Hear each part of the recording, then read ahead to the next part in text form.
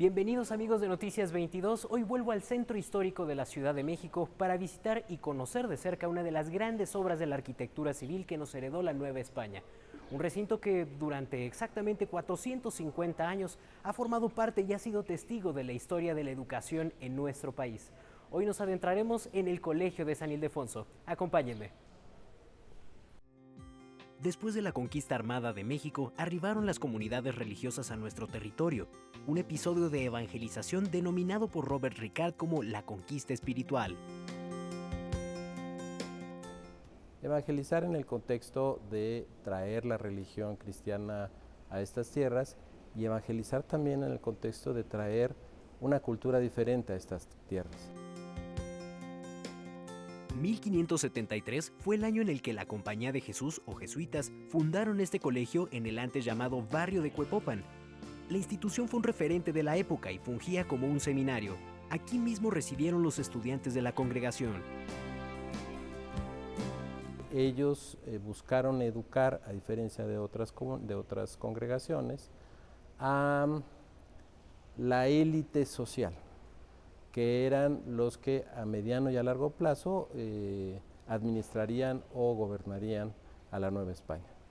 Tras la expulsión de los jesuitas en 1767, el conocimiento verdadero sobre lo que era México y lo que era América fue lo que llevaron los jesuitas a Italia, donde personalidades como Francisco Javier Clavijero pues desarrollaron las historias de la Compañía de Jesús, el conocimiento de la botánica y de la cultura tradicionales mexicanas, etc.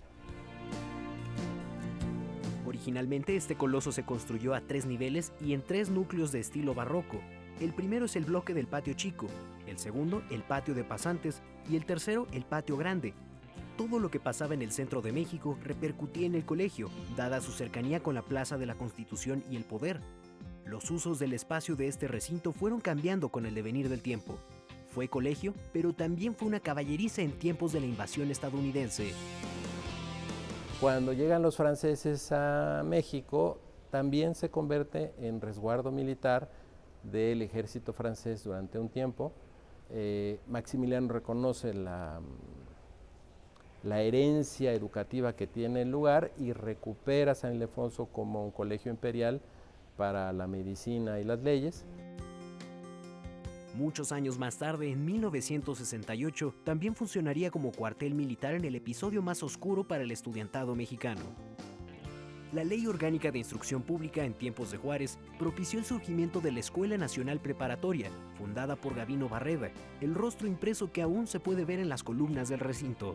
Todos sus espacios se integrarían al proyecto educativo más trascendente de nuestra historia, la Universidad Nacional de México, fundada por Justo Sierra en 1910. En ese mismo año se terminaría en un plan de expansión de la escuela el conocido Anfiteatro Simón Bolívar. Aún en 1921, 4 años después de la Revolución, México vivía una etapa de cambio con la llegada y el desarrollo del gobierno obregonista. José Vasconcelos asume entonces la titularidad de la naciente Secretaría de Educación Pública y entre sus proyectos estaba el enseñar a las masas con ayuda de imágenes, no en libros, no sobre lienzos, sino en los muros de los edificios públicos, y este colegio fue el afortunado de presenciar así el nacimiento del muralismo. Lo que tenemos aquí en el inicio, en la piedra angular del gran movimiento cultural plástico que es el muralismo y del cual hablamos 101 años después, es que aquí en este lugar está este cimiento, está la síntesis 4 siglos después de una historia que la vemos en retrospectiva, un resumen histórico en muros, y a mí me parece que es una manera didáctica, lúdica, hasta el día de hoy. Si bien ya había ejercicios y proyectos previos, quien daría el inicio formal de este movimiento pictórico sería Diego Rivera en el Anfiteatro de San Ildefonso con la creación. Es a un Diego que no vamos a volver a ver. Es un Diego que trae la corriente renacentista, la figurativa, el arte internacional, lo que está ocurriendo en Estados Unidos, en España, en Francia, de la plástica internacional. Y eso es singular para Diego Rivera, quien digamos que aquí ensaya lo que más tarde va a ser su pincel nacionalista. Sus trazos conviven en un eterno diálogo con la obra de David Alfaro Siqueiros, Fernando Leal, José Clemente Orozco, Jean Charlotte, Ramón Alba de la Canal y Fermín Revueltas, quienes también vertieron su talento en las paredes del colegio. Murales distribuidos en los 3 niveles que nos siguen hablando y nos recuerdan qué tan vigente es la pintura mural aún en nuestros tiempos y cuán viva está nuestra historia. Cada que yo recorro estos pasillos de San Ildefonso y me encuentro con niños que se asombran y que al mismo tiempo dicen, mira, ahí está, ese se parece al de la iglesia de mi barrio, pero está también, y se parece a mi abuela, es el pueblo donde nacieron mis abuelos. Me parece que sigue hablándonos, que nos sigue diciendo el muralismo que aquí estamos. Este movimiento, quizá ingenuo, de pinceles que no se lo imaginaban hasta dónde iba a apuntalar, el día de hoy, lo que ocurre en Iztapalapa, por ejemplo, con estos murales en las azoteas y que cuando uno pasa en estas góndolas o cabinas del cablebús, uno se da cuenta que sigue diciéndonos algo el pincel. El Colegio de San Ildefonso formó un sinfín de generaciones desde que se integró a la Universidad Nacional Autónoma de México. Bajo este techo y entre estas aulas estudiaron figuras como Jorge Cuesta, Adolfo López Mateos o Mario Molina.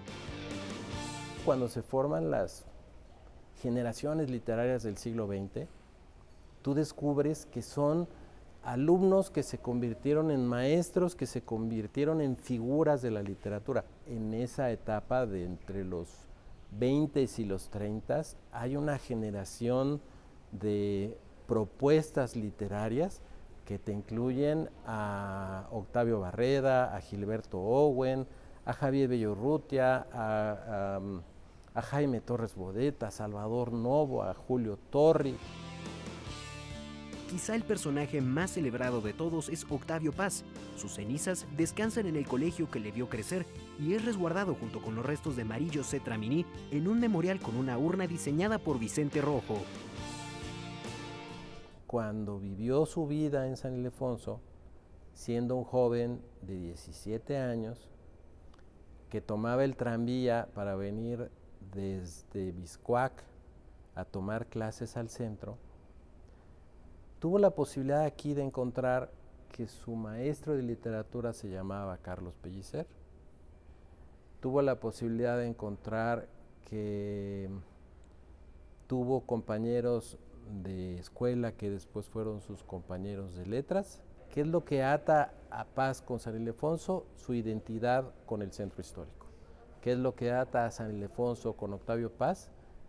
Que es esa voz de todos los que estudiamos en San Ildefonso que ha podido ser repetida y difundida en muchas partes del mundo. Hoy, el Colegio de San Ildefonso, bajo un mismo espíritu de contribuir a la educación, sigue escribiendo su historia como un centro para las artes y la cultura. San Ildefonso es parte de la construcción del México contemporáneo desde hace 500 años y que se ha hecho en este ejercicio de legado que otras generaciones han cedido a las nuevas generaciones para que se apropien del espacio y lo conviertan en esa plataforma del pensamiento, de la educación y de la cultura que sigue siendo hoy.